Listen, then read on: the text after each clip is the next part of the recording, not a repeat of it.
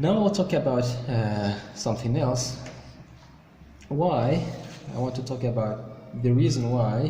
What makes V2, the MobileNetV2, work better than V1?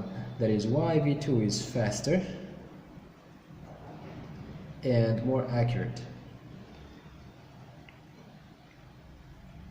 than V1. So let's first talk about faster. Why it is faster? So in the MobileNetV1 we have different depth-wise separable convolutional blocks. We have the first block, block 1, block 2, block 3, and so on. And the thing is, the in-between activations, that is, the activations between these blocks, have a high number of dimensions, that is, a high number of channels. So let me give you let's see that on the original paper. Here is it. So you can see here that the number of channels here is 32, then it becomes 64, 128, 128, 256, so it doubles after some number of layers, so it becomes here 124. So the dimensionality increases as we go deeper in the network. So this is not the case for MobileNetV1. So these blocks, the in-between activations in the MobileNetV2, I mean in V2 not V1, has a small number of channels. Well, let's see that on the original paper again. So this is the MobileNetV2 paper. So if you want the number of channels, input-output channels, I mean channels in the input-output activations, you should see here. So here we have 32, here 16, 24, 32, 64, 96. So you could clearly see that at least these numbers here, the number of channels in these layers is much smaller than the number of channels in the MobileNet V1 paper. So the reason why V2 is faster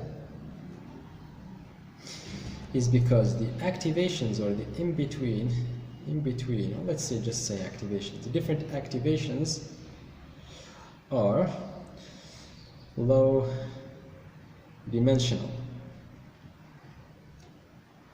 Okay? But you would say that, well, it's low dimensional, but we are actually expanding the data inside of the blocks. You can see here, for instance, here we expand the data here. The data is expanded here, so we filter that with a depth-wise convolution, and we also filter this expanded data with the point-wise convolution. So this argument seems kind of not valid. So what makes it valid? So the first thing that makes it valid is because the depth-wise convolution does not take a lot of time. So this depth-wise convolution is actually less intensive. There is not a lot of parameters, so most of the parameters are actually in the point-wise convolutions, not in the depth-wise convolution, right? But this is still a problem. What does that mean if you have most of the activations, most of the parameters in the point-wise kernels? So it means two things. The first is that in this convolutional kernel, although we expand the data, since the input data has a low dimensionality, or has a small number of channels, then the size of the one-by-one kernels that would be needed is small. So this is the size. So this is the number of parameters in the point-wise kernels that we would need. So it's 1 by 1 by d. So d is small. This means that the number of parameters is small, right? This is the first thing.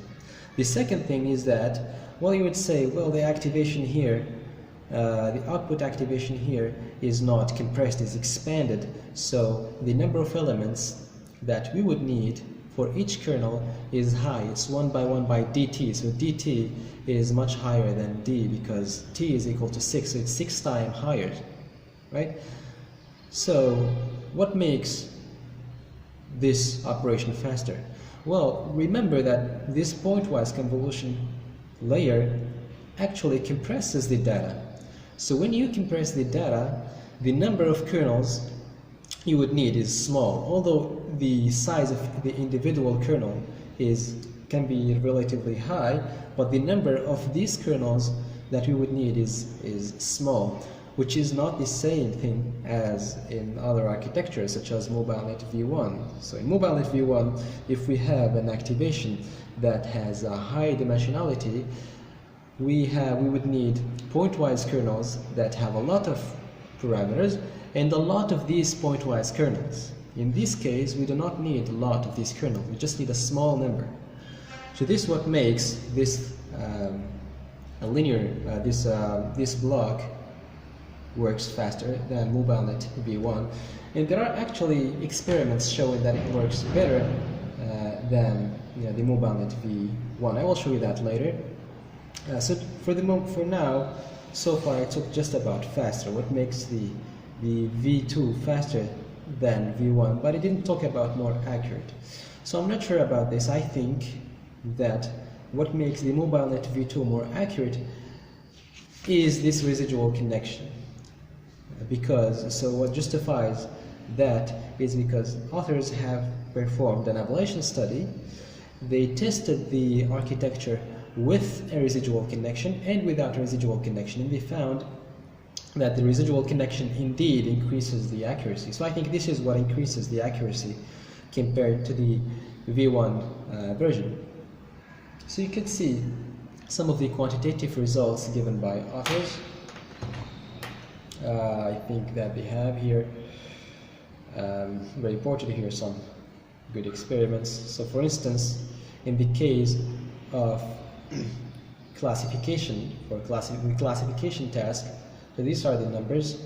So for the MobileNetV2, you can clearly see that this is faster. It takes just 75 milliseconds versus 113 milliseconds for the MobileNet V1, and also the accuracy, which is evaluated using this metric top 1. So basically the bigger this metric is, the more accurate the network is. So here the scored accuracy is 72 versus 70 for MobileNet V1. So this, of course, this is for the classification task. They have tested this architecture on different tasks such as segmentation and object detection.